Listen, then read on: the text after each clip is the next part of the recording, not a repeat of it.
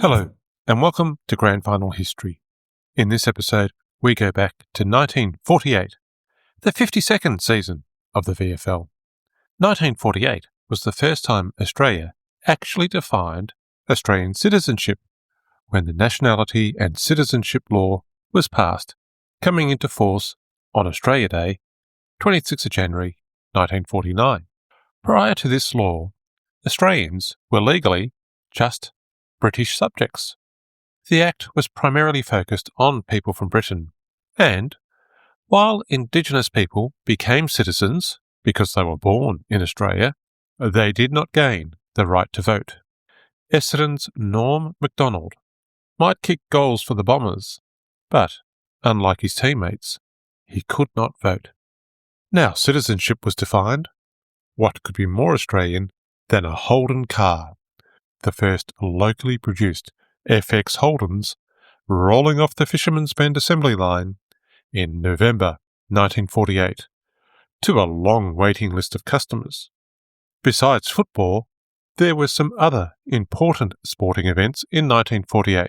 The famous Invincibles Australian cricket team toured England that year, winning the Ashes without losing a single match on the entire tour. Former St Kilda player Keith Miller thrilling spectators with his all-rounder skills and delighting many, but not his captain, with his nightlife exploits. The final test included that unforgettable moment when Don Bradman came to the crease needing only 4 runs to secure a career average of 100, where he was dismissed for a second ball duck.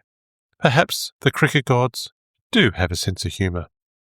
As well as an Ashes series, London hosted the 1948 Olympics, the first since Berlin 1936.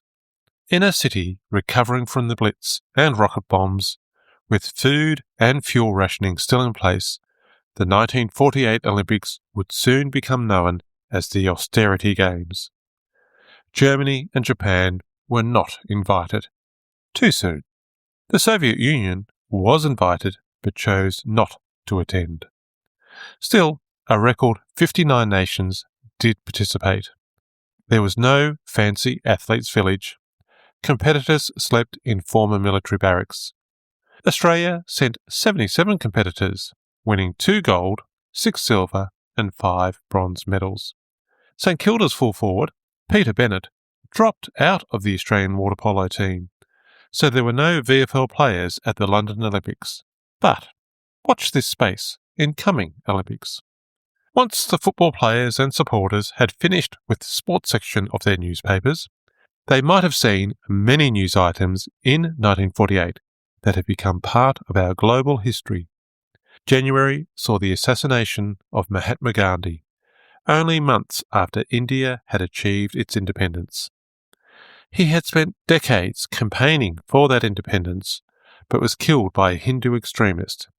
Just one more death among the approximately 1 million deaths and 15 million people displaced by the partition of India and Pakistan, which is still causing tensions today.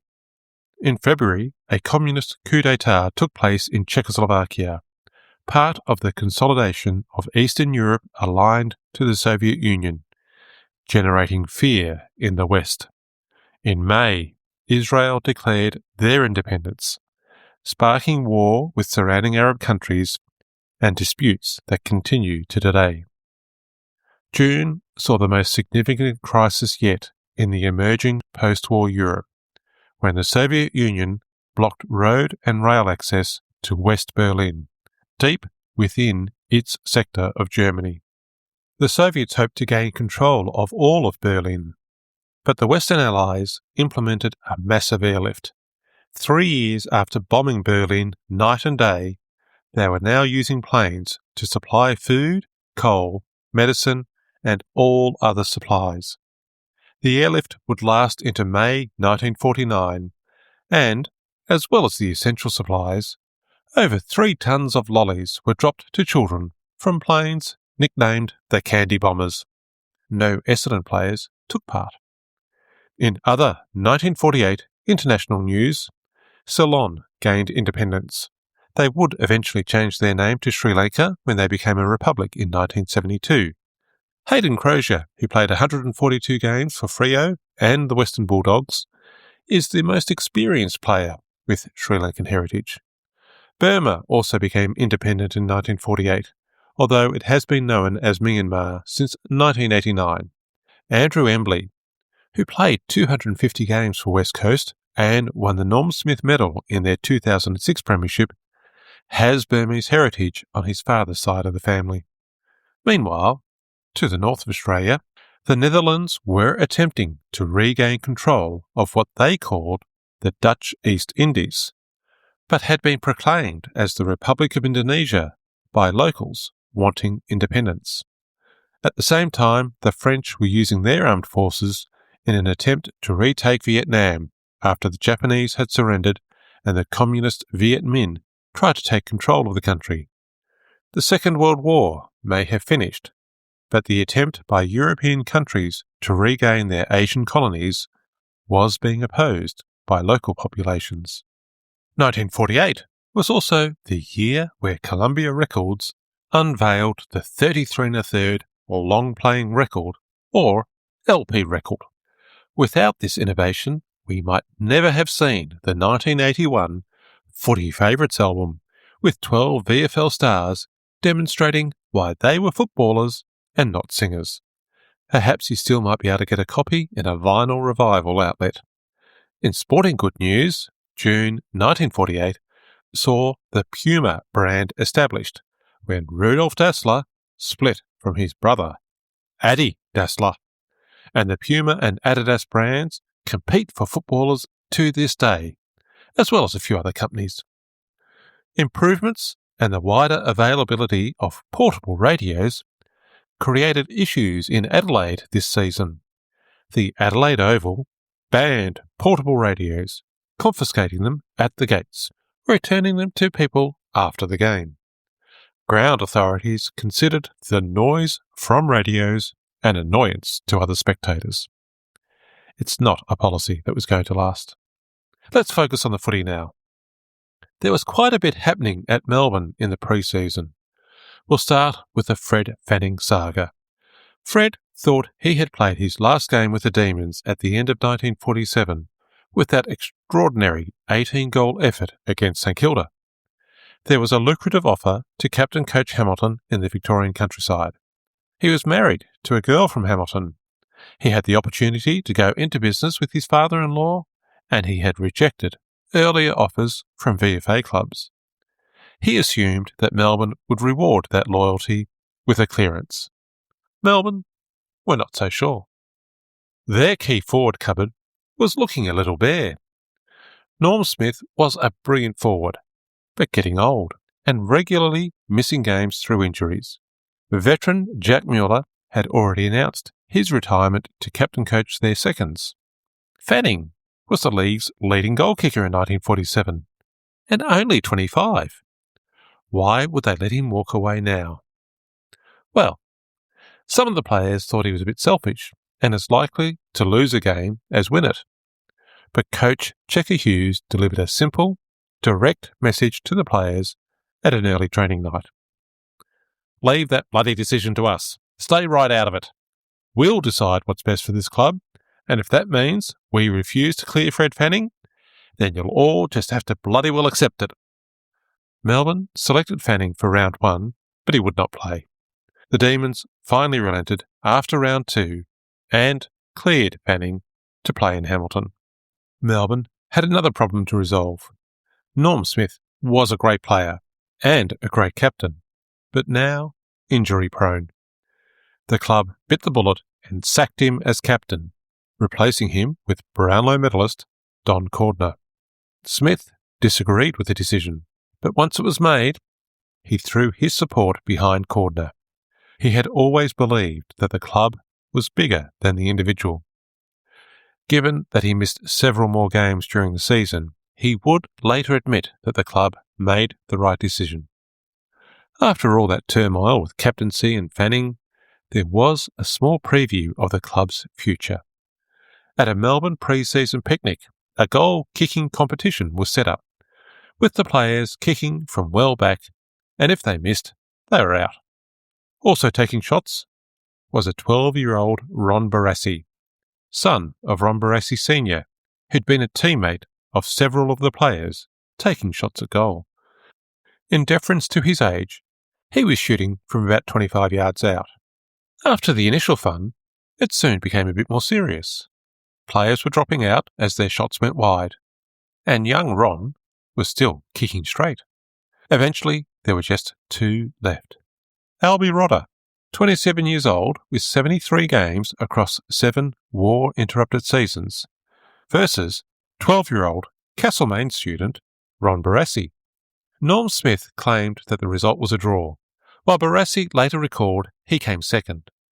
But either way, all who watched the youngster saw he could perform under pressure, and that determination drew him closer to his dad's old mate, Norm Smith. Let's leave Melbourne there.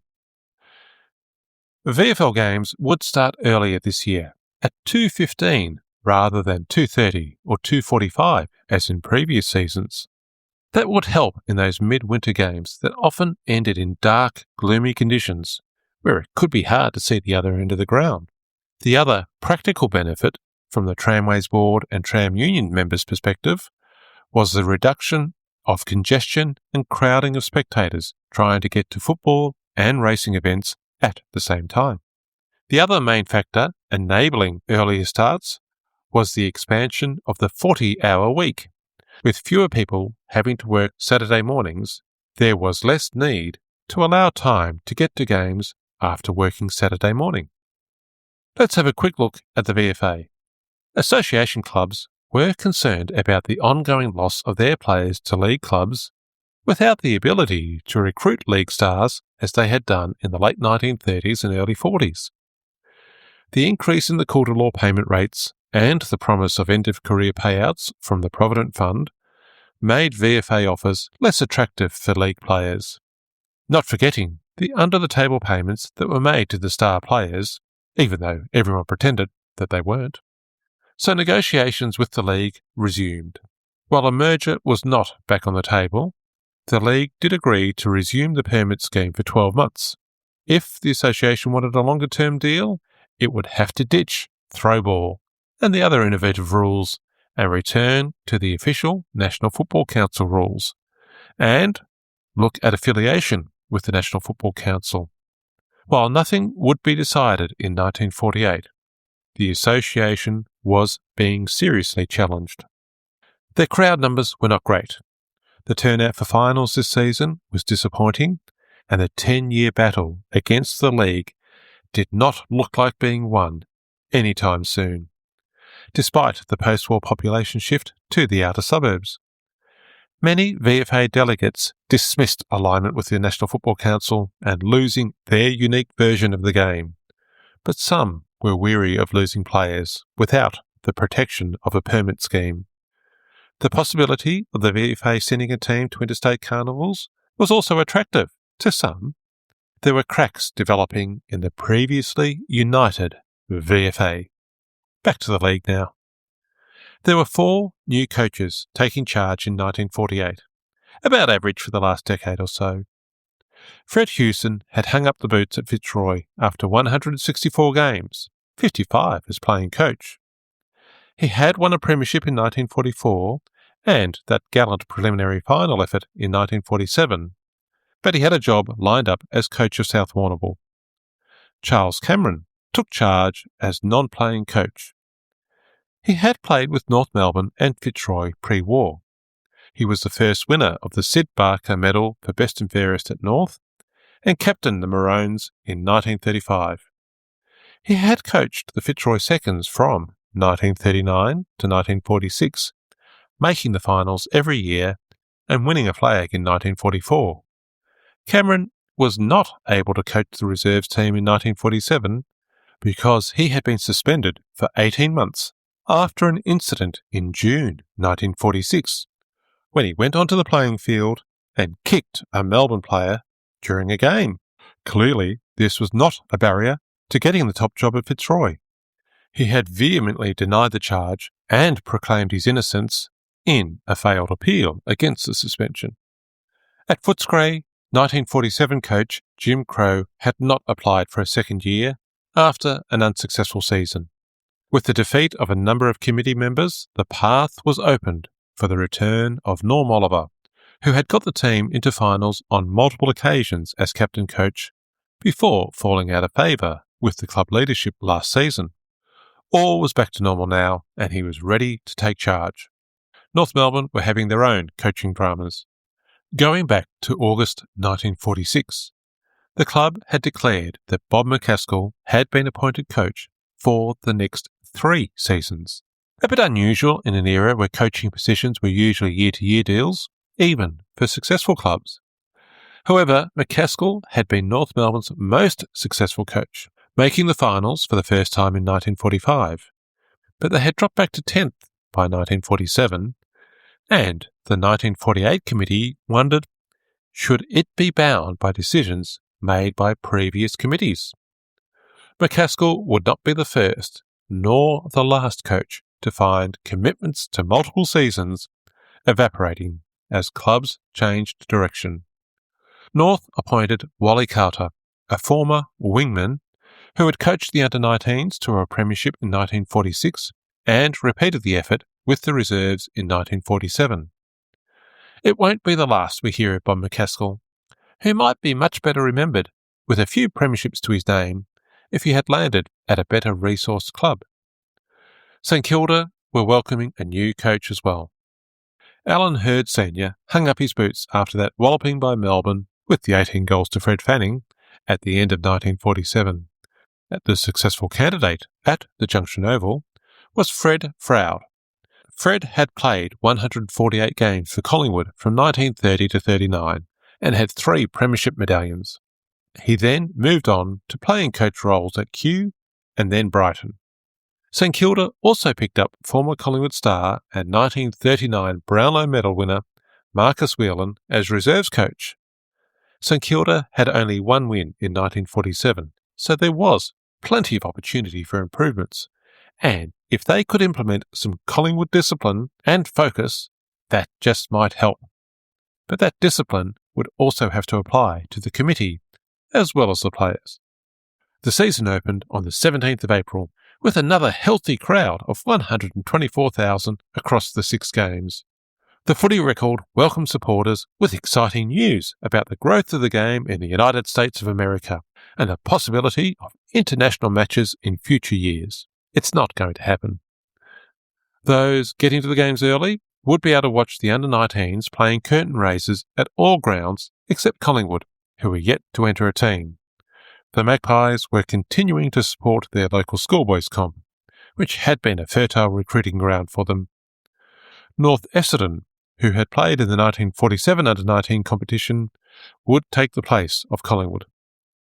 The only major surprise in round 1 was South Melbourne beating Richmond.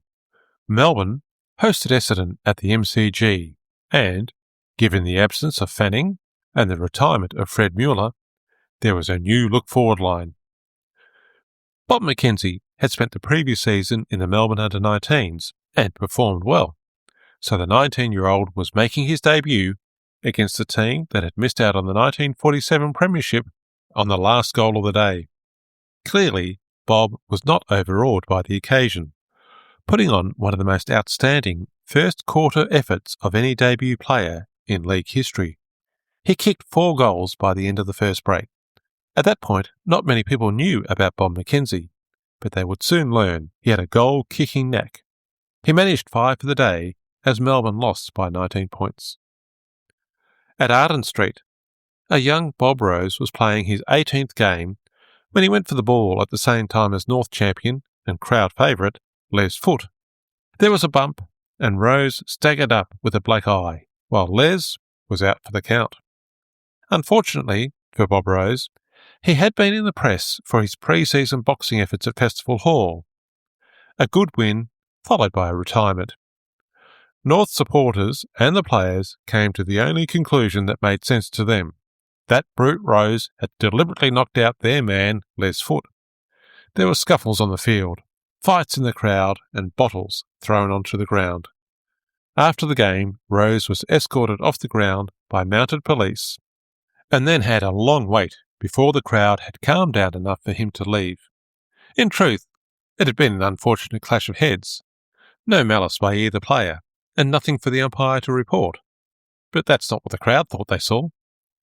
In the following week, North supporters offered £25 to a veteran boxer to challenge Bob Rose to come out of retirement and meet him in the boxing ring at Festival Hall. Rose chose not to accept the challenge. In round 2, Carlton unfurled their premiership flag in front of Fitzroy before experiencing the famed but statistically unreliable premiership flag curse, losing to the Maroons by 20 points. The reigning premiers would be sure to bounce back from that disappointment. Round 3 saw international politics and football intersect when Eamon de Valera, the former Prime Minister of Ireland, who was visiting Melbourne, watched Melbourne lose to Fitzroy at the MCG. De Valera was impressed with the stadium and the game and observed that Irish and Australian supporters had two things in common. The umpire was never any good, and the same contentious problems applied to the holding the ball, holding the man rule. By round 6, the season was 1/3 complete, and Essendon was on top of the ladder, undefeated, 5 wins and a draw against Richmond in round 5. Fitzroy was second with 5 wins, followed by Melbourne, Footscray and Collingwood, all on 4 wins. Richmond was 6th with 3 wins and that draw against Essendon. South followed on 3 wins. Reigning premiers Carlton were 8th. They had just lost the grand final rematch at Windy Hill by 28 points and only managed 2 wins in rounds 1 and 3. But they were the reigning premiers, so they were sure to shake off this slow start to the season. That match against Essendon had seen a rare sight. Essendon's Harry Aquid kicked 4 of his 6 goals with place kicks. It's not the last time the place kick was used in league football, but still a rare sight in the 1940s. Geelong and Hawthorn followed, also on 2 wins. North, under new coach Wally Carter, only had 1 win, and St Kilda, with their new coach Fred Froud, were yet to open their account. Carlton travelled to the MCG for round 7. Their first game there since that amazing 1-point win in the 1947 Grand Final, but they lost this time. The bigger news was the reporting and suspension of Melbourne's veteran full forward Norm Smith for 4 weeks for abusing the umpire. Smith had been chasing the ball near the boundary, and the field umpire called the ball out of bounds. Smith turned to him and said, "You didn't bloody well see that." For that seemingly innocuous remark, Smith, who had never been suspended, was given 4 weeks. He was outraged, as were many others. Alf Brown noted in his article that given the missed match payments, this was a bigger fine than a court would have imposed. Round 7 also saw Jack Hamilton make his debut for Collingwood. It was the first game of his 10-season, 154-game career, which is a respectable playing career, but it would be well overshadowed by his efforts as a VFL administrator, as the league grappled with increasing professionalism, the growing influence of broadcasters, and expansion from a Victorian competition to a national league during his time at head office that spanned 30 years from 1957 up to 1986. But that's all in the future. It would take until round 9 for reigning premiers Carlton to win their 3rd game for the season, and that took a strong 4th quarter effort to get away from bottom of the ladder St Kilda, who were yet to win a game. Finals were looking doubtful for the Blues. Round 10 saw an unexpected comeback, in the reserves at least, for a couple of Richmond veterans. The Tiger Twos were short of players, so Jack Titus, whose last game in the Richmond Seniors was in 1943, with a couple of seasons at Coburg and the VFA in 1945 and 46, took to the field with Charlie Priestley.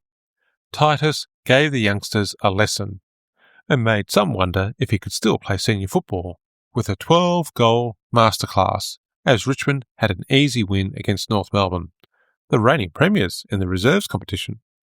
During a bye after round 10, Victoria hosted South Australia at the MCG, and won by 7 points in what was described as football without any bruises. The players and the record crowd of 42,656 were also treated to an innovation at each interval when the ringing bell was amplified through speakers around the ground, a distinct improvement on the traditional hand-ringing of a bell. The South Australians had already switched to sirens that did not require any time to burst out their sound.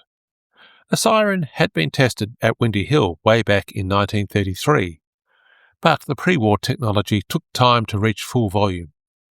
One byproduct of the war was improvements in siren technology, and the bell's days looked numbered. By round 12, the season was 2/3 complete, and the ladder had changed a bit from round 6. Collingwood's post-war return to form had continued, and they were on top with 10 wins, followed by Essendon with 9 wins and that draw against the Tigers. The Bombers had lost a game to Fitzroy, who were on top of the ladder going into round 12, but they lost to Geelong at Cardinia Park. That left them third, but surely losing to the lowly Cats would be a wake-up call for the Maroons. Richmond had moved to fourth, with 7 wins and a draw, half a game clear of Melbourne and Footscray. Carlton had been as low as 10th on the ladder after round 8, but wins in round 9 and 10 and 12 had them heading in the right direction, but maybe leaving their finals run a little late. Geelong and South were 8th and 9th, also on 5 wins, followed by North, Hawthorn and St Kilda, last on the ladder without a win. Round 15 saw one of the many Jack Dyer incidents that he would recount for years to come. Melbourne were 4th, playing the 3rd-place Tigers at the MCG, both teams desperate for a win so they could keep their place in the 4 as the finals approached. Melbourne's ruckman, Frank Hannah, had been niggling Jack Dyer early on in the game, which does not seem to be the smartest move, but maybe Frank wanted to show he wasn't going to be intimidated by the fearsome Captain Blood. Dyer recalled, in his not always reliable biography, that he was racing at a pack and saw Hannah flat-footed, wide open, and Jack couldn't stop. So he did the next best thing and accelerated while lowering his shoulder for a fair bump. Hannah rose in the air and eventually landed on the ground and did not move. Richmond teammate Des Rowe went white, turned to Jack and said, "You've killed him." Melbourne's captain and doctor, Don Cordner, ran over to assist the trainers. Hannah was on the stretcher. Dr. Cordner took his pulse, lifted the blanket and put it over Hannah's face and took off his boots. The crowd was silent as he was carried from the field, and then the booing and hooting began. Dyer went into the rooms at half-time, and Richmond committeeman and solicitor Ray Dunn walked up to him. Dyer reached out to Dunn and said, "I've killed him," to which Dunn replied, "Don't worry, Jack. It's only manslaughter." There was no update from the Melbourne rooms during the half-time break, and Jack led the team back onto the field, heavy-hearted, but knowing the game had to be won. Dyer got the silent treatment from the Melbourne players before finally asking Russ Robinson, who was playing the last of his 7 games of league football, how Hannah was. Robinson said, "Oh, nothing wrong with him, except 3 broken ribs, a collarbone and concussion." Dyer claimed Richmond came back from 5 goals down to win the game, but the fact is they were in front all day and won by 62 points. They kept 3rd spot and Melbourne dropped to 4th. Frank Hannah did not play again that season and returned for just 5 games in 1949. Was it that knock from Jack that cut short his career? Round 15 also saw Fitzroy lose again, despite being 4 goals up at 3/4 time against St Kilda, who had not won a game all year. The team that had been on top of the ladder after round 9 with 8 wins had now lost 6 games in a row. They still clung on to 4th spot, but unless they identified what was going wrong, finals were looking shaky. There was a break after round 15 for the Victorian team to travel to Western Australia, where they lost 2 games, one on the Saturday and again on the Tuesday. They then travelled to Adelaide to mark the 90th anniversary of the first game of football, The famous game in 1858 between Scotch College and Melbourne Grammar played on the paddocks outside the MCG. In their third game together, and embarrassed by their 2 losses in the West, the Vics regrouped and had a strong win against the South Australians. As the season approached its end, only Essendon could be absolutely certain of playing finals. Before round 17, with just 3 weeks to go, Essendon's chairman of selectors nailed his colours to the mast, declaring they were certainties to win the premiership. No taking it 1 week at a time for Howard Oakey. The game of the day in round 17 was second place Collingwood hosting third place Richmond. Collingwood seemed to have locked in a top 4 spot with a 6-goal win, sending Richmond to 4th, half a game above Footscray. The Tigers would be regretting letting Essendon win that round 16 game by just 3 points. The Bulldogs had joined the list of teams to beat Fitzroy, who were experiencing one of the most calamitous form reversals in league history. In round 18, Richmond beat Hawthorn and Footscray beat South to maintain their positions. The big result was Melbourne's come-from-behind win to beat Carlton, meaning they were only 1 game behind the Magpies. Melbourne had left things late, but a long drop kick by Norm Smith early in the last quarter seemed to inspire young Bob McKenzie, who kicked 5 goals in the last quarter, 3 of them in time on, to get the Demons home by 9 points. And if you're wondering, Fitzroy lost to North Melbourne. Round 19 was the final instalment of the regular season, and there were 3 critical games. Melbourne were at home to Collingwood and easily beat the Magpies by 30 points, more than enough to take second spot with a better percentage.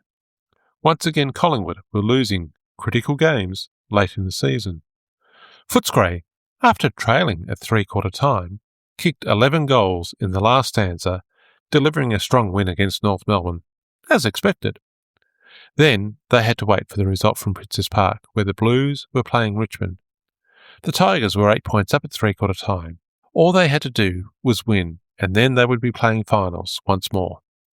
But the reigning premiers, who had been out of finals contention themselves since early in the season, did change the makeup of the Final 4. They came home stronger and beat Richmond by 5 points. Arthur Oliver, in his first season back as captain-coach, had got Footscray into the finals once more. Collingwood would take on Footscray in the first semi-final, and top-of-the-ladder Essendon were red-hot favourites, taking on Melbourne in the second semi-final. The Tigers had been in the top 4 since round 12, and by dropping out in the final round, they earned themselves a Bronze Almostess award. Every team that just misses the finals considers themselves unlucky, but perhaps the 1948 Richmond team had more reason than most. They had scored more points than any other team for the season, and against top-of-the-table Essendon, they had a draw and that 3-point loss in round 16. They had beaten both Collingwood and Melbourne and defeated Footscray twice, but that loss in the final round to Carlton meant that they would be spectators in September. Carlton would not be defending their premiership, finishing 6th on 10 wins, and Fitzroy had lost their last 8 games, going from first on the ladder in round 11 to 7th after round 19. An astonishing fall from grace. North were 8th on the ladder on 8 wins, and Geelong were 9th on 7 wins, dropping back from their 11 wins in the previous season. South Melbourne were 10th on 7 wins, and Hawthorn 11th with 5 victories, and St Kilda, with another wooden spoon, had 2 wins, which was twice as many as 1947, but still hard on their supporters. The Brownlow votes were counted on the Wednesday after the end of the regular season, and it was Richmond's gentle ruckman, Bill Morris, who topped the poll. A scrupulously fair player who would often help pick opponents up off the ground, to the despair of more robust teammates, such as Jack Dyer and Mopsy Fraser.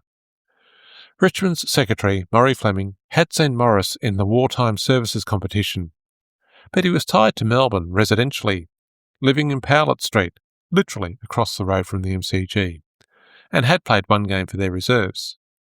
Fleming talked Melbourne into swapping Morris for Cole Galbraith, whose career ended, unfortunately, with an injured knee after 4 games.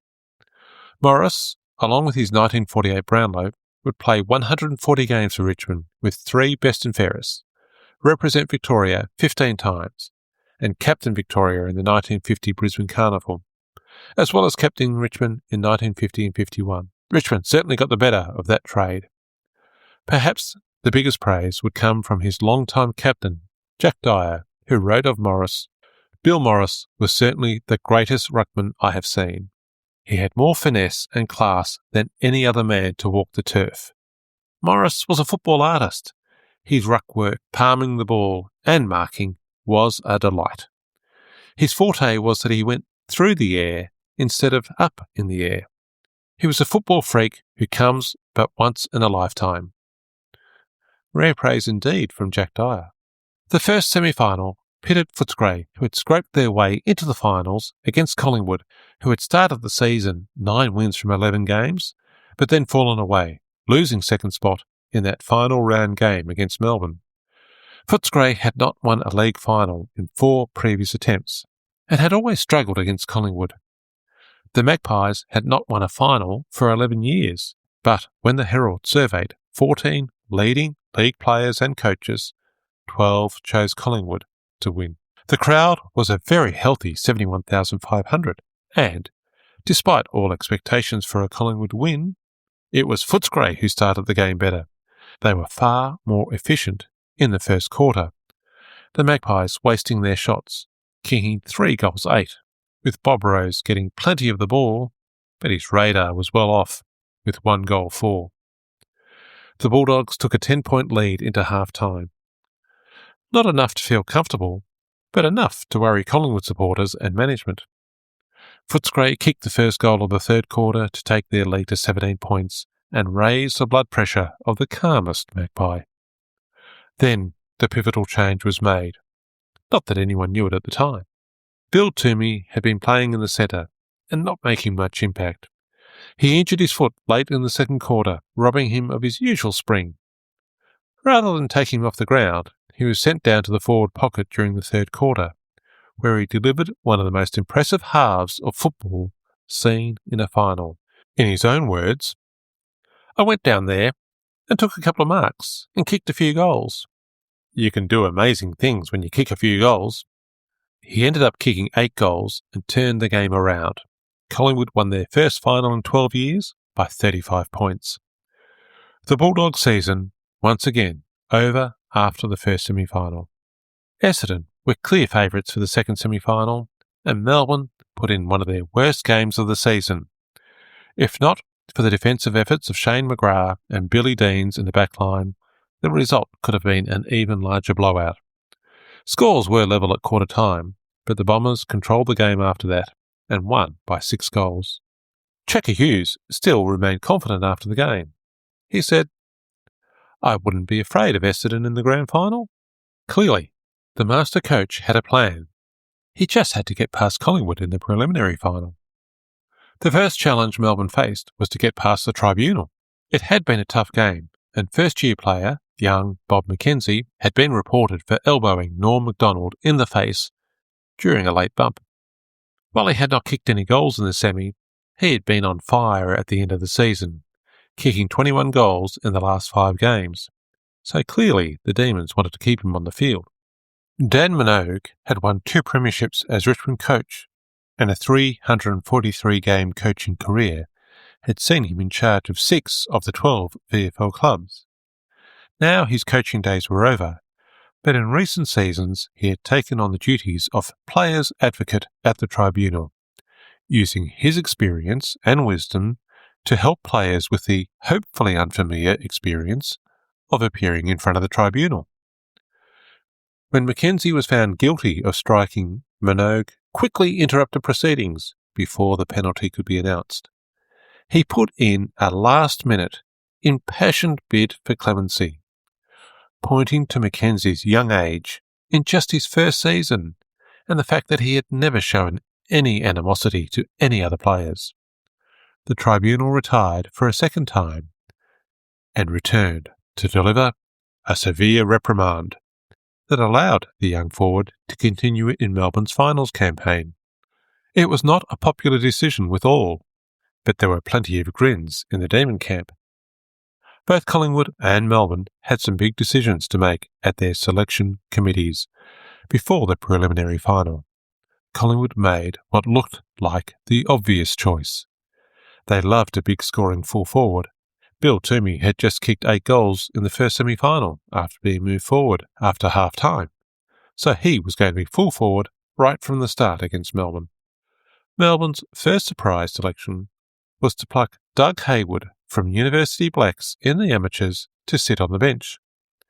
He had played 21 games in 1943-44 before war service interrupted, but he had not returned to the VFL after the war.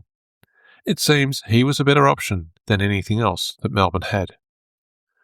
Melbourne's other shock decision started way back in August when Checker Hughes and Sporting Globe journalist Hector Lacey were sitting together on a long TAA flight from Melbourne to Perth for the interstate game. They discussed the idea of bringing Jack Mueller back from the reserves for the finals to unleash the dual-pronged Mueller-Smith forward line that had been so effective in their premiership hat-trick. Essendon had tried a similar ploy in their 1947 Grand Final, giving Jack Casson one more game up front. If the Bombers had turned just one of those behinds into a goal in the 1947 Grand Final, it might have been hailed as a genius move.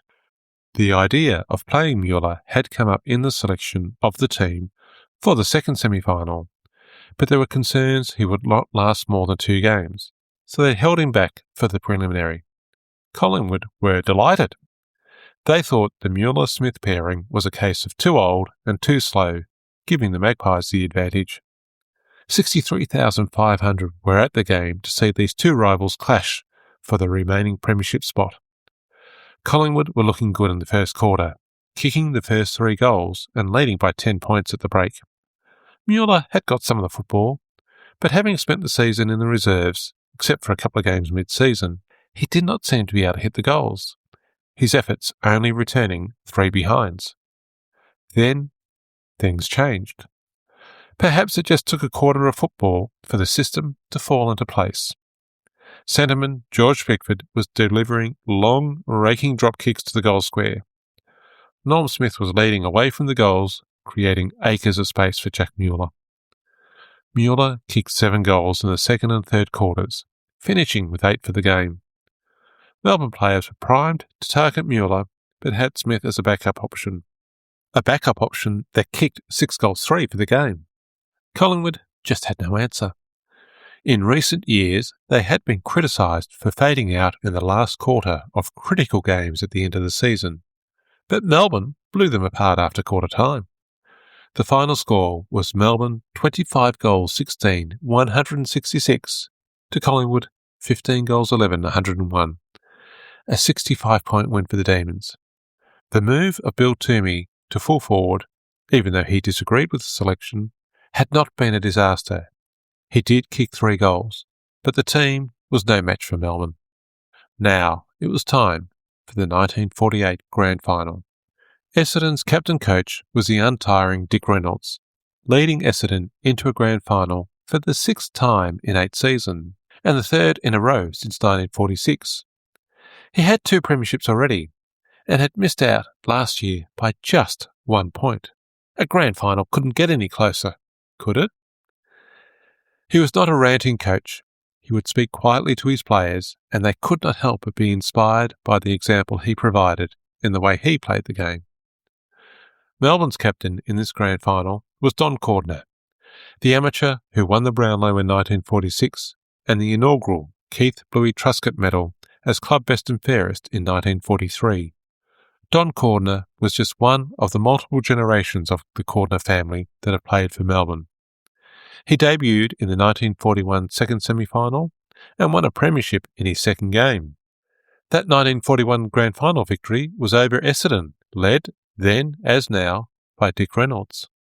Cordner was selected as back pocket ruckman in the Melbourne Team of the Century and is a legend of the Melbourne Football Club Hall of Fame. His contributions to the club continued long after his playing days were over, working on various league committees as well as the Melbourne Cricket Club Committee from 1964 to 1992, and he was president of the MCC from 1985 to 1992.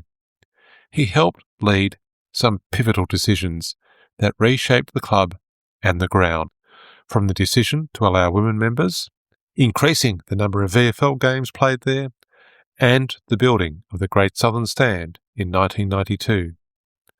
Even after retiring as president, he continued to actively involve himself in the club as a volunteer guide, providing excellent tours and possibly some insights from someone who had seen action on the ground and behind the scenes. Although, perhaps his proudest legacy were the more than 2,000 babies he helped deliver in 46 years of medical practice at Diamond Creek. More than a few became Melbourne supporters, thanks to the doc. Melbourne's coach, Checker Hughes, had an exceptional record. He had won a premiership as Richmond's coach back in 1932, but left the club when offered a full-time job by Percy Page on the condition he took over as Melbourne coach.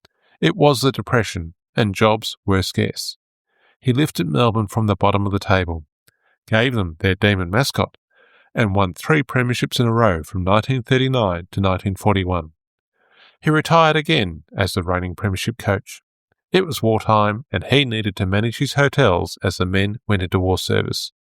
The club had called him back in 1945, after they had struggled on and off the field with the tragic loss of players in war service, like many clubs.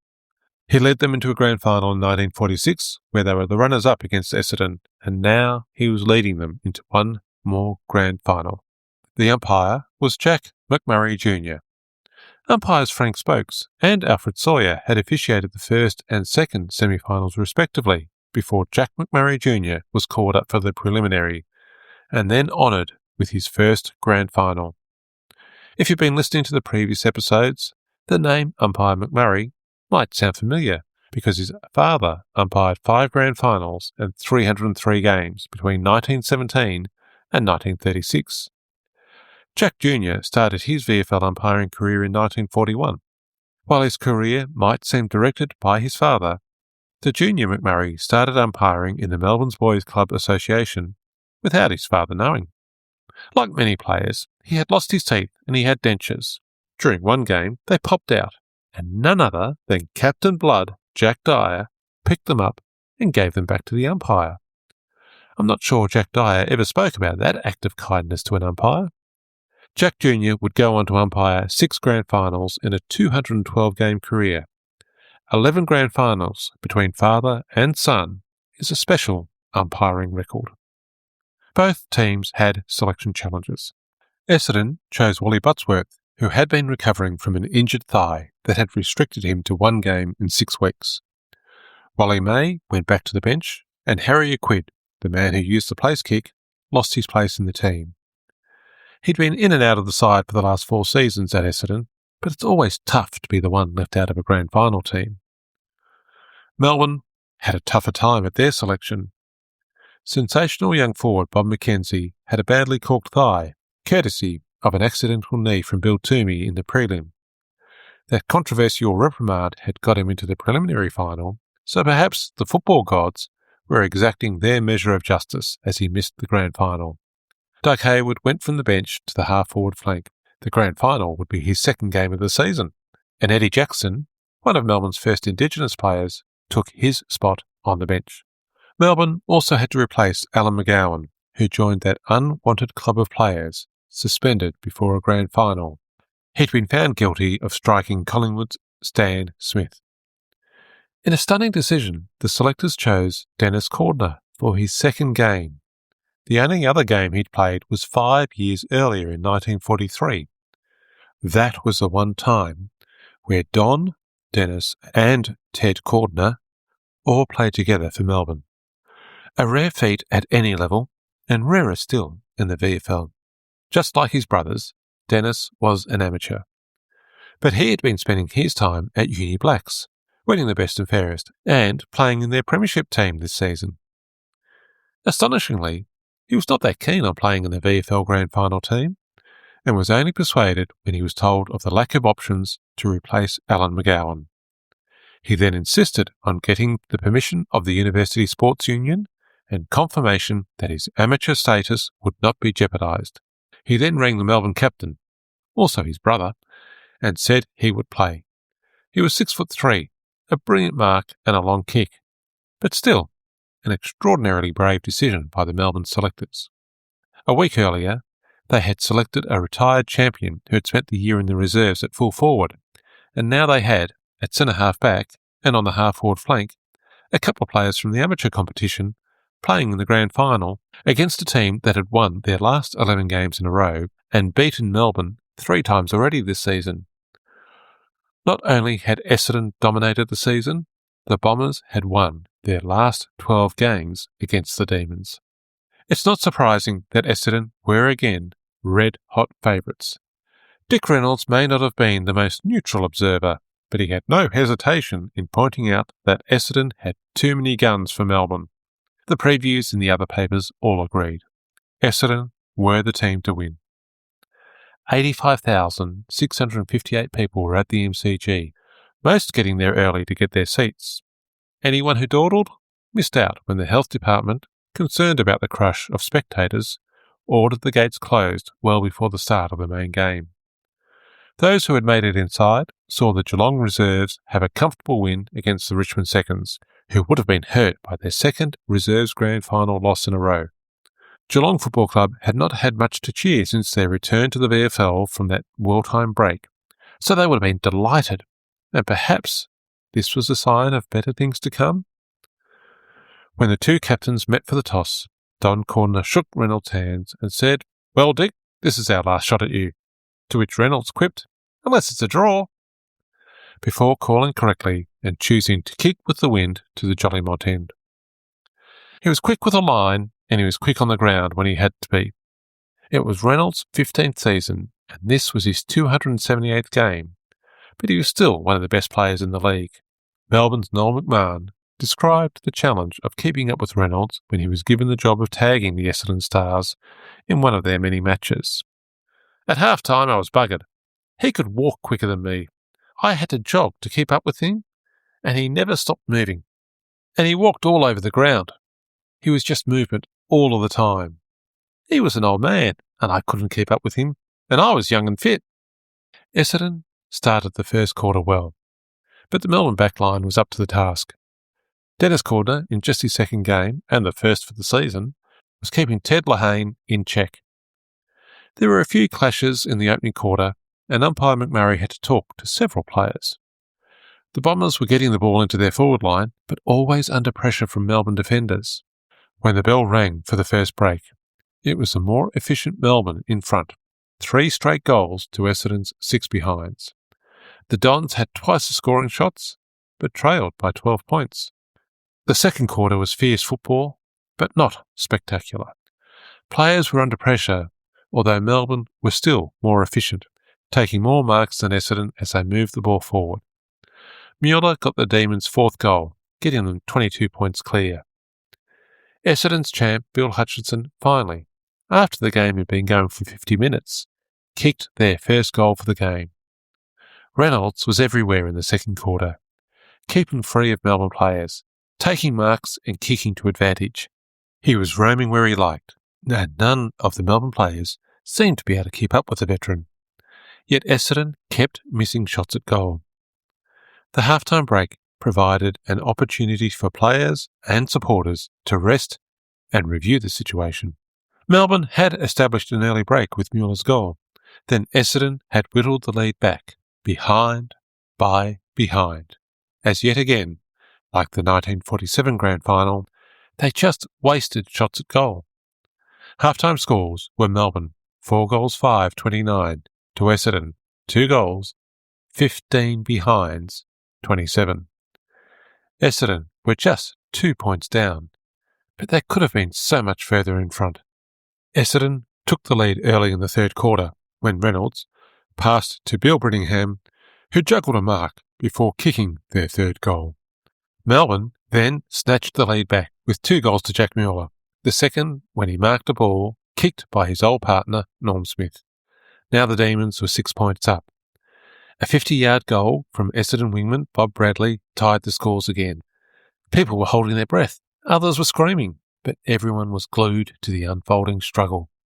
The game was intense. There were plenty of fumbles in the Essendon forward line, Perhaps, to use a modern term, the Bombers were feeling the referred pressure, assuming they were about to be tackled, even when they were clear. This was confirmed by Melbourne's Noel McMahon, who said in an interview many years later, "They were kicking the ball before they got it. They were waiting to get thumped." Bill Brittingham marked the ball within feet of the goal, but his kick went out of bounds.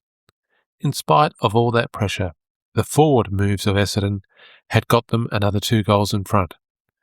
A hectic third quarter had become even more intense. In the last 15 minutes, Essendon had gained the lead, lost it, and then regained it. At the final break, the scores were Melbourne 6 goals 8, 44 to Essendon 6 goals, 21 behinds, 57. They had been wasteful, but the Bombers were now 13 points up with just 1 quarter to go. They literally had kicked 13 more behinds than Melbourne. The 3 quarter-time huddles for each team seemed to have been very different. Surely, in the Melbourne camp, the message would have been to keep up the pressure, keep up the game plan, to kick the ball long to Mueller in the forward line, with Smith leading to pace as an option. They had made the big calls at the selection table, and they were paying off. Mueller was kicking goals. Dennis Cordner was holding his own with Ted Liane. They might have been lucky that Essendon had been so inaccurate, but it was their pressure giving them that break. 1 more quarter of sticking to the plan, and they could win this. Over in the Essendon group, even with a 13-point lead, it was not the usual 3-quarter time break. Full forward, Bill Brittingham was in a state of despair. Earlier in the game, he told centre-half forward Ted Liane, "When you get the ball, don't kick it to me." Liane went up to Reynolds and suggested that Brittingham be moved. Wally Buttsworth also told Reynolds he would be prepared to swap with Brittingham, and the full forward himself walked up to Reynolds and asked to be moved.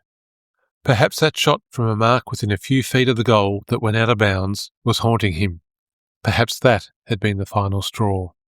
It didn't matter. Reynolds was in charge, and he was having none of it. Brittingham stayed at full forward. The players returned to their position. Supporters cheered and yelled their encouragement. The bell rang, and the umpire bounced the ball, and it was on. The old pair of Smith and Mueller combined again, Smith passing to Mueller for another goal. The gap was 9 points. Essendon was still getting the ball forward, but wasting shots. Reynolds would later recall, "You wouldn't believe it.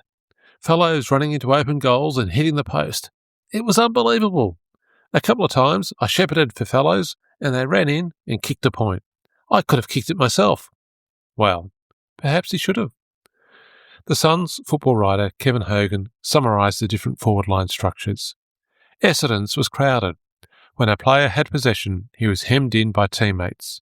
Melbourne opened up their forward line, giving Mueller the space he needed to lead, and often it was Smith spearing in a trademark pass in front of the big man, well clear of any attempt to punch or clear the ball away by Mueller's opponent, Percy Bushby. Still, well into time on, Essendon were 12 points up. Norm Smith was awarded a free kick, and he quickly passed again to Mueller. Mark, goal, 6 points the difference.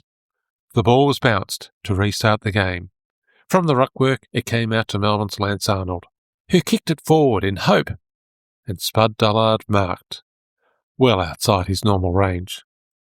He stepped back a pace or two, and then, despite leads from his teammates, despite his tired legs, despite the pressure of the moment, he simply launched a mighty torpedo punt kick that went straight through the middle.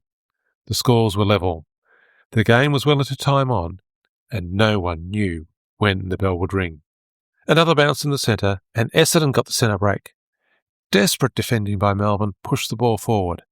Norm Smith marked and played on immediately, kicking the ball deep towards the goals, but it drifted wide. So wide it missed everything, out of bounds near the point post. Let's hand the next few moments over to Dr. Don Cordner, the amateur captain of the Demons. Interviewed by Ben Collins for his wonderful biography of Norm Smith, Red Fox. Cordner was 85 years old when he recounted the scene, 60 years after the events. It was as if it was all unfolding before his eyes.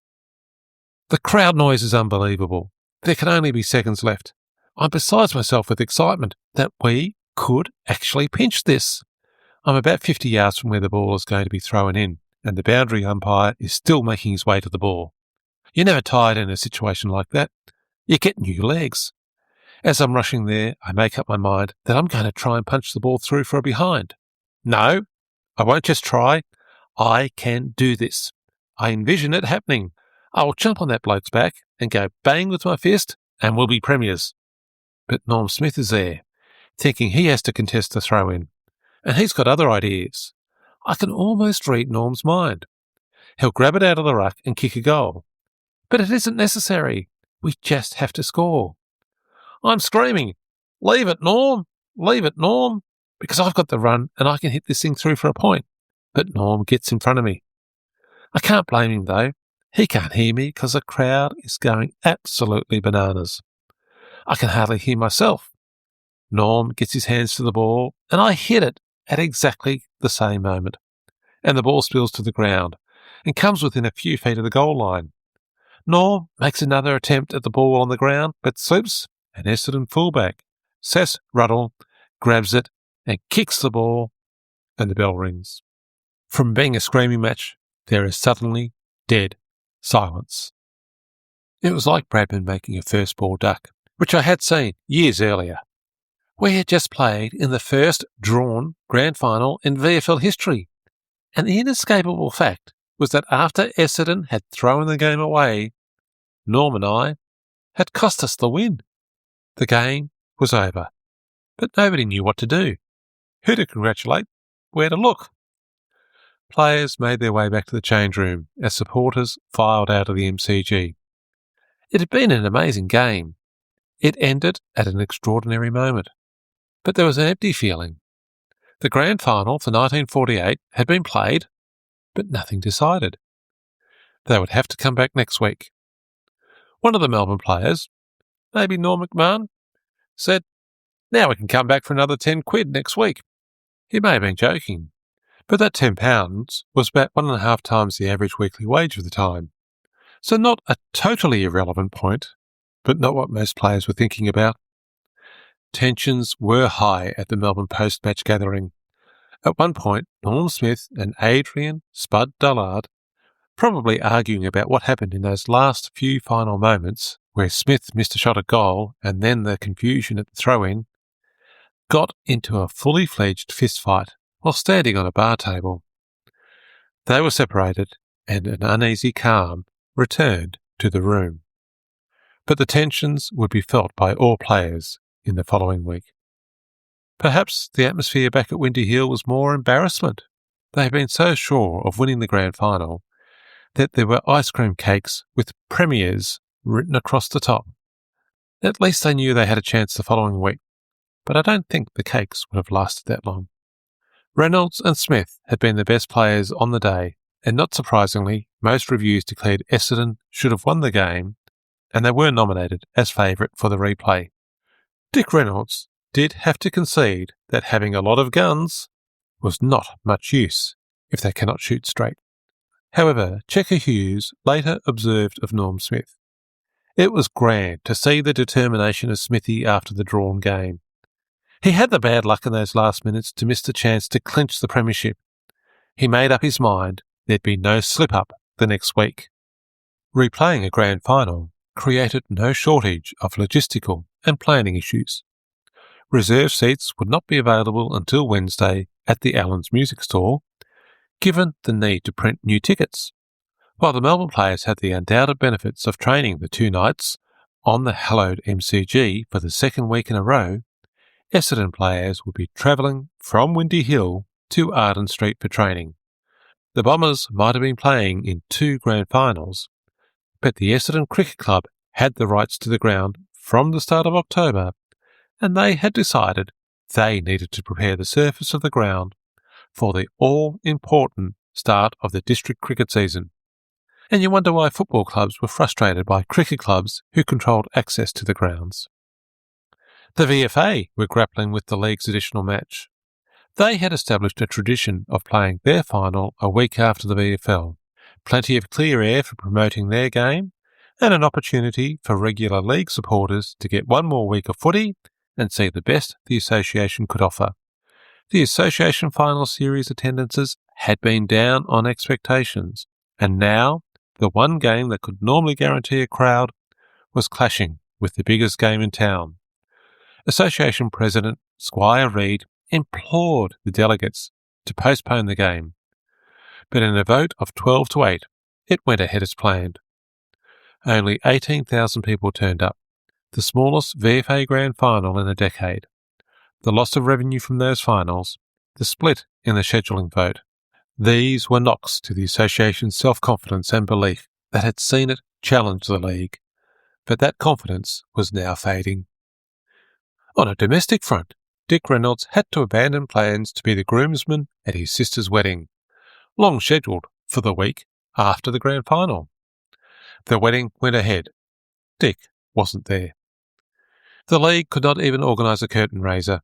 They looked around the state, but most competitions were done for the year, and the few that weren't didn't want to move to Melbourne. There were some benefits to the additional game. Melbourne's Bob McKenzie had recovered from his corked thigh, and the young forward came into the team at the expense of Doug Hayward. Doug would return for another few seasons, but not play in any more finals. He later became a respected ABC TV and 3AW radio commentator. Essendon had a number of selection challenges. Harold Lambert had injured his knee in that trying last quarter and was replaced by Les Gardner on the half-back flank. Bob Syme was moved from the forward pocket into the ruck, replacing Doug Bigelow, who was omitted. Harry Aquid came into the team, into the pocket. On top of those two plan changes was a last-minute move when Wally Buttsworth told his captain on Friday night that his knee had not recovered from a training accident when he collided with Perce Bushby. Wally May came off the bench to take his spot at fullback, and Ron McEwen came into the team as 20th man. It was not the settled side of a week earlier. Despite the reconstructed team, the Bombers were still warm favourites to win. The replay created a number of records in this extended season. It was the first time two VFL clubs had played each other 5 times in the one season, and Melbourne had become the first club to play 23 games in a season. Despite expectations of another huge attendance, the crowd was well down on the previous week at only 52,226. The lower number was attributed to the rain, fears of a huge crowd, and a big spring racing carnival event at Caulfield. There was also plenty of people who would have planned weddings, outings, all sorts of events for the week following the scheduled grand final, the first week when they could guarantee to be free of football. Sadly for the VFA, the smaller ground at the VFL game was not, because they were all at the Association Grand Final. With no football game as a curtain raiser, the league arranged mass bands in an attempt to entertain the crowd and to encourage the supporters to join in the public singing, as was done as FA Cup matches at Wembley. Despite the best efforts of the bands, it was a bit of a flop. To be fair, Sweet Caroline and Take Me Home Country Road went decades away from being written and eventually becoming crowd favourites. Maybe they should have tried baseball as a curtain raiser, like they did way back in 1901. The umpire was once again Fred McMurray Jr., who was generally thought to have done well in a difficult game. Checker Hughes had noted Dick Reynolds' game in the previous week and had come up with a plan to reduce his influence in the replay. He spoke to halfback flanker Cole McLean, telling him, "Reynolds is your meat." McLean replied, "He won't get a kick, boss." The rain had been falling for over an hour before the game, which might have helped explain the lack of enthusiasm for the attempted public singing. It was pouring down when the game started. The Bombers were first into the forward line and the first to score, but in proof of their consistency, it was yet another point. After a couple of Melbourne moves were pushed back by Essendon's defenders, Harry Aquid got the free kick, and he lined up to have a shot for Essendon. As was his preference, he used a place kick, which might well make him the last person to use a place kick in a grand final. He took his time, kicked the ball, and yet another Essendon behind went onto the scoreboard. Soon, Melbourne were leading with a goal to Adrian Dullard. Melbourne seemed more alive than Essendon, whose passing was poor, whereas Melbourne's around-the-ground teamwork and open forward system was working well, even in the slippery conditions. They kicked 3 goals in 4 minutes and led by 23 points. Percy Bushby was just too slow for veteran Jack Mueller and his rapid leads, which were rewarded with accurate passes. He had 3 goals before the end of the first quarter, and the Demons looked completely in control. 6 goals to 38 to Essendon. No goals, 3 behinds. The Bombers had a 35-point gap to make up. The conditions were wet, the ball was greasy, and they were showing none of the system that had put them on top of the ladder. Things did start better for Essendon in the second term, with their first goal resulting from Bill Hutchinson swooping on a loose ball and kicking straight. Then 2 more goals to Melbourne just highlighted their efficient play. Normally, Reynolds would be having more influence, but his trademark moves of going into and out of the ruck and ending up a loose player was brought undone by Cole McLean. As Hector Lacey reported, everywhere Reynolds went, Cole McLean went with him. Reynolds went into the ruck, McLean went in. Reynolds went into attack, McLean was there shoulder to shoulder with him. Perce Bushby went into the ruck and Bob McClure went onto Mueller, but he was not able to cut off those lightning leads either. Deep into the second quarter, Essendon's halfback, Norm MacDonald, took a great mark, only to be flattened by Jack Mueller, arriving on the scene a trifle late. A melee began, but the umpires were on the spot and the situation did not turn into anything more serious. Mueller was booed every time he went near the ball for the rest of the game. He would not have cared. Essendon had picked up a couple more goals to give their supporters some hope, but Bob McKenzie got clear of McDonald, passed the ball to Norm Smith, and the hero of the Melbourne supporters kicked Chorley just before half-time. Essendon had kicked 5 goals for the quarter and were still 22 points down. Melbourne 9 goals 3, 57 to Essendon 5 goals 5, 35. Early in the third quarter, Dick Reynolds managed to slip away from McLean for a moment and scored the first goal in the second half. The ball was then sent up to the Melbourne forward line, and the volume of booing told everyone that Mueller had the footy, and he just did what he normally did, kicking his 5th goal for the game. Essendon were trying, but they were nowhere near as effective as Melbourne. They took the ball around the wing, but this just meant it got bottled up in front of the Gray Smith stand. The bell tolled to end the quarter, leaving Essendon trailing by 30 points. Melbourne 11 goals 6, 72. Essendon 6 goals 6, 42. The final quarter was just more of the same. Essendon trying hard, but Melbourne in control. Smith was managing the forward line like the master he was.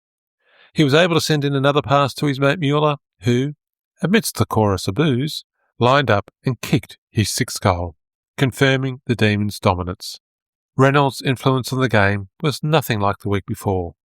Whether Cole McLean's tagging tactics were completely fair is impossible to tell after all this time, but Wally May had a few words to say when interviewed years after the game. They put a Blake on Reynolds. He was vicious, split his eye, one of the few times I've seen a Blake bring him back to normal.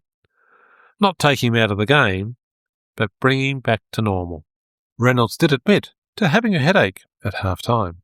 It was the Demons' year. They won the replay by 39 points, 13 goals 11, 89, to Essendon, 7 goals 8, 58. Melbourne had looked the better team all day. Smith had been dominant and Mueller had kicked 6 goals. Yet, Essendon supporters would have looked at that first quarter where they gave the Demons a 35-point head start, before effectively going goal for goal, and wondered what might have happened if they'd got off to a better start, or if they'd kicked a bit straighter in the first grand final. There was much criticism of Essendon, some of their key players, and Reynolds' coaching style in the aftermath of the 1948 grand final. Let's address some of that criticism. There is the Brittingham myth. As the years have rolled on, a tale grew that Bill Brittingham had kicked 2 goals 11 in the drawn grand final. He even quoted that score himself at one point. The truth is very different. While the stats are not reported like they are today, analysis of all the game reports indicates he kicked 2 goals 2, or 2 goals 4 at worst, and at least one out of bounds on the full. It's true his confidence was shot, but Reynolds thought he would come good. When other Essendon players were asked about Brittingham, they all identified they had more faith in his abilities as a forward than Bill had in himself. There was also criticism that Reynolds did not move players because he didn't want to upset them, didn't want to hurt their feelings. I think a better way of looking at it is that he had more confidence in his players, even if they didn't. Alf Brown, writing in the Herald, pulled no punches about Reynolds' coaching style. He said that Jock McHale would have moved players. Yet, McHale himself had been criticised for leaving players in the same position during critical games. Just one example would be the infamous 1945 preliminary final between Collingwood and Carlton, where he left ruckman Alan Williams on the ball as he visibly tired. Meanwhile, Len Hustler was the fresh man, stuck at full forward as the Blues ran over the top of the Magpies. So maybe Reynolds was not the only coach reluctant to move players in critical finals. Reynolds may have missed an opportunity to make a change in the grand final, but his coaching had got the Bombers into 6 grand finals in 8 years up to this point, which is a much better record than the vast majority of coaches, and he had more grand finals to come. If he could get his team to perform so well over so many seasons, his approach must have had something going for it, even if, in the 1948 grand final, things did not go the Bombers' way. It's also worth noting that he was just 2 goals away from back-to-back premierships in 1947 and 48, so I think some of the criticism at the time did not consider the full picture. There were no critics in the Melbourne camp. They had made some crazy brave decisions at the selection table in the preliminary and grand finals. 2 players from the amateurs and bringing Jack Mueller back from the twos. Mueller kicked 20 goals in 3 finals, one of the best final selections ever. He would play in a handful of games in 1949 and 50. Dennis Cordner and Doug Hayward actually finished their seasons playing 7 grand finals collectively. Their unique record started in the amateur finals, where the challenge system was still used, where the top of the ladder team had the right of challenge. Uni Blacks lost the first final against Old Melburnians, but then won the challenge match to take the premiership. And then Hayward and Cordner played in the drawn VFL Grand Final for a total of 6 between them. Dennis then played in his 4th Grand Final in a row in the same year to set that unique record. And it would be Norm Smith's last game for the Demons. Those legs would not carry him any further. And what better way to go out? Best on ground in a winning grand final for his beloved club. Alf Brown called it one of the greatest games of his brilliant career. Smith later revealed the risk that Checker Hughes had taken with his plan to get the old pairing of Smith and Mueller back onto the ground. Smith said, "We both had torn thighs which were likely to go on us at a second's notice. After each match, we could hardly stand. For the final practice, we begged Checker to just let us jog around the ground." And he did. Which proves the oft-stated point. You should never take an injured player into a grand final, let alone 2. Unless it works, and then it's a moment of inspired brilliance. Checker Hughes retired for the 3rd time as reigning premiership coach from 11 grand finals. Runner-up 5 times, a draw and 5 premierships. A proud record. Perhaps unlucky to come up against a rampant Collingwood machine 3 times in a row in 1927 to 29, as they were on their way to setting an unmatched 4 in a row, and then missing out in the 1931 grand final against Geelong before that first flag in 1932. Still, it's rare air for any league coach, and perhaps not given as much credit as he deserves, with our tendency only to focus on coaching efforts in the modern era. We can give the last words on the grand final draw to Dick Reynolds, who attended a 50-year reunion in 1998. 7 goals 27. I don't think I could sleep for 6 weeks afterwards. All I could see was 7-27. Essendon had lost 2 premierships with deplorable kicking, but a young lad from Hastings had improved his uni results and had a very good season with Hastings. he would not be playing on the peninsula in 1949. Join us next time to see what happens when a recruit called Coleman joins the sometimes inaccurate Essendon forward line. If you've enjoyed the saga of Melbourne and Essendon's 1948 season, I strongly recommend two books that have been invaluable in preparing this and previous episodes and we will use in future episodes. The Red Fox, the biography of Norm Smith by Ben Collins, and King Richard, the story of Dick Reynolds by Dan Eddy. Do yourselves a favour and check them out. Before I finish this episode, I would like to do something a little different and pay a tribute to my mum, Anne McGee, who lived through 92 grand finals, including a reasonable number of Richmond premierships, but she would have preferred more. She's left the playing field now for a well-earned rest. Thanks, Mum. If you've enjoyed Grand Final history, please leave a review wherever you get your podcast from. The more goals we kick, the easier it is for others to find the podcast. And don't forget to follow or like or whatever it is that's on your podcast app. If you have any questions or want to leave feedback, please email me at info@grandfinalhistory.au or check out the grandfinalhistory.au website or Facebook or Blue Sky for more Grand Final history.